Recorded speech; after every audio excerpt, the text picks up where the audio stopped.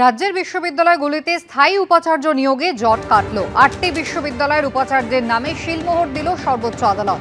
রাজ্যপাল এবং রাজ্য সরকার একমত হওয়ার পরে উপাচার্যদের নামে শিলমোহর দিল সুপ্রিম কোর্ট।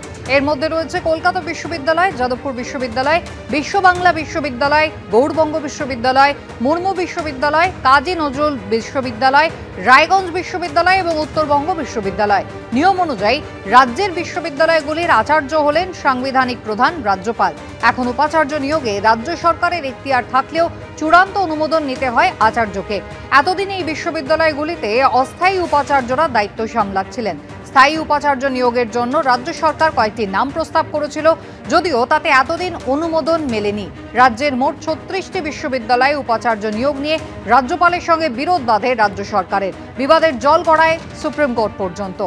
উপাচার্য নিয়োগ নিয়ে মুখ্যমন্ত্রী এবং আচার্যের দ্বন্দ্ব মেটাতে নির্দিষ্ট গাইডলাইন তৈরি করে দেয় সর্বোচ্চ আদালত। অবশেষে দ্বন্দ্ব মিটল। দুর্যোগ কাটলেও দুর্ভোগ কিন্তু এখনো কাটেনি। একটানা প্রবল বৃষ্টি উত্তরবঙ্গে, তার সঙ্গে ভুটান পাহাড় থেকে নেমে আসা জল এবং ভূমিধসের জেরে উত্তরবঙ্গ কিন্তু বিপর্যস্ত। ২৬ জনের মৃত্যু হয়েছে। নাগরাকাটায় বামনডাঙ্গা থেকে আরও ২ জনের দেহ উদ্ধার হয়েছে। বিধ্বস্ত মিরিকে যেতে পারেন আজ মুখ্যমন্ত্রী মমতা বন্দ্যোপাধ্যায়।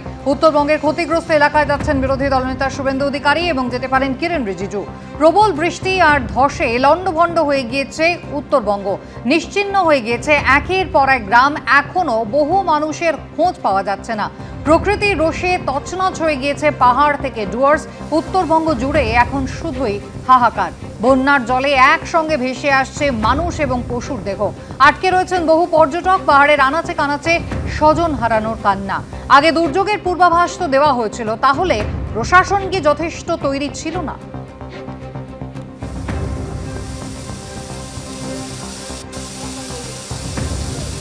ধসে বিধ্বস্ত উত্তরবঙ্গ। ইতিমধ্যে ২৬ জনের মৃত্যু হয়েছে। আর নাগরাকাটায় বামনডাঙ্গা থেকে আরও ২ জনের দেহ উদ্ধার হলো। আর এই অবস্থাতেই বিধ্বস্ত মিরিক, সেখানে আজ যেতে পারেন মুখ্যমন্ত্রী মমতা বন্দ্যোপাধ্যায়। আজ উত্তরবঙ্গে ক্ষতিগ্রস্ত এলাকাতে যাচ্ছেন শুভেন্দু অধিকারী এবং কিরেন রিজিজু। প্রবল বৃষ্টি এবং ধসে লণ্ডভণ্ড অবস্থা উত্তরবঙ্গের একাধিক জায়গায়। ২৬ জনের মৃত্যু, আরও ২ জনের দেহ উদ্ধার হলো। একের পর এক গ্রাম নিশ্চিহ্ন হয়ে গিয়েছে। এখনো অনেকেরই খোঁজ মিলছে না।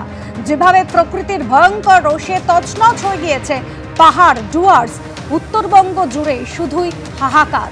বন্যার জলে একসঙ্গে ভেসে আসতে দেখা গিয়েছে মানুষ, গন্ডার এবং হরিণকে। আবার সেই হাতিকে, যে হাতির পিঠে চেপে সাফারি হয়, সেই হাতিরকে দেখা গিয়েছে সাধারণ মানুষকে উদ্ধারের কাজে লাগাতে। আটকে রয়েছেন এখনো বহু পর্যটক, তারা ফেরার চেষ্টা করছেন। পাহাড়ের আনাচে কানাচে এখন শুধুই স্বজন হারানোর কান্না। আগেই ছিল দুর্যোগের পূর্বাভাস, আর এখানেই প্রশ্ন উঠছে এতটা বিধ্বস্ত হওয়া, এতটা ধ্বংসলীলা চলার কারণ কি? তবে কি তৈরি ছিল না প্রশাসন?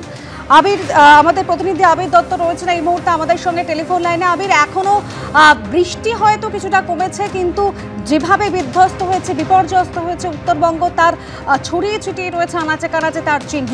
আর এই অবস্থায় মিরিকে আজ যেতে পারেন মুখ্যমন্ত্রী, যাওয়ার কথা শুভেন্দু অধিকারী, কিরেন রিজিজু। সব মিলিয়ে কি খবর?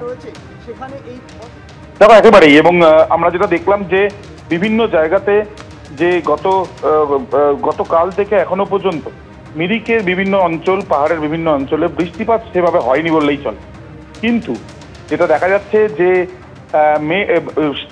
যে রাস্তাগুলো দিয়ে গাড়ি চলাচল করে, সেই রাস্তাগুলো পরিষ্কার করার বা সেখানে যে গাছ পড়ে রয়েছে, পাথরের টুকরো পড়ে রয়েছে, সেগুলো সরানোর প্রক্রিয়া ইতিমধ্যে গতকাল থেকেই দেখা গিয়েছে প্রশাসনের তরফ থেকে করা হচ্ছে। কিন্তু গ্রামগঞ্জের মধ্যে যে রাস্তাগুলো রয়েছে, একটার পর একটা গ্রাম যেগুলো যুক্ত হয়, সেইখানে কিন্তু বেশ কিছু রাস্তা বন্ধ অবস্থায় রয়েছে।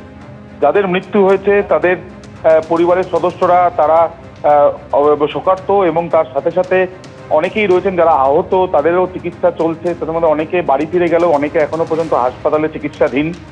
এছাড়াও পরিস্থিতি আবহাওয়ার দিক থেকে অনেকটা উন্নত হয়েছে বলা যায়, কিন্তু যে ক্ষয়ক্ষতি, সেই ক্ষয়ক্ষতি কিন্তু বিভিন্ন জায়গাতে তার চিহ্ন এখনো পর্যন্ত রয়েছে। কোনো কোনো জায়গাতে রাস্তা বন্ধ, কোনো কোনো জায়গাতে দেখা যাচ্ছে যে বড় বড় পাথর পড়ে রয়েছে বা ধস নেমেছে। এবং সেই যে একের পর এক যে বিভিন্ন জায়গাতে যে ছবিটা দেখা গিয়েছিল, সেগুলো যত দ্রুত সম্ভব সেগুলো সরিয়ে ফেলার একটা প্রক্রিয়া প্রশাসনের তরফ থেকে চেষ্টা করা হচ্ছে। যদিও গ্রামগঞ্জের ছবিটা কিন্তু একেবারে যে রাস্তা দিয়ে গাড়ি চলে তার থেকে কিন্তু অনেকটাই আলাদা। এবং সেখানে সে বেশ কিছু সমস্যার মধ্যে রয়েছেন সাধারণ মানুষ। এবং তার সঙ্গে সঙ্গে আজকে মুখ্যমন্ত্রী মমতা বন্দ্যোপাধ্যায় তিনি মিরিক আসতে পারেন এবং সেই ক্ষেত্রে বেশ কয়েকটি এখানে রিলিফ ক্যাম্প হয়েছে এবং এই যে রিলিফ ক্যাম্পগুলো হয়েছে বা এই যে ত্রাণ শিবিরগুলো হয়েছে সেখানে কমপক্ষে 100-রও বেশি মানুষ যাদেরকে নিয়ে আসা হয়েছে শুধুমাত্র মিরিকে, এবং সেখানে তাদেরকে খাবারের ব্যবস্থা করা হচ্ছে। তাদের সাথেও তিনি কথা বলতে পারেন এমনও সম্ভাবনা রয়েছে। ধন্যবাদ।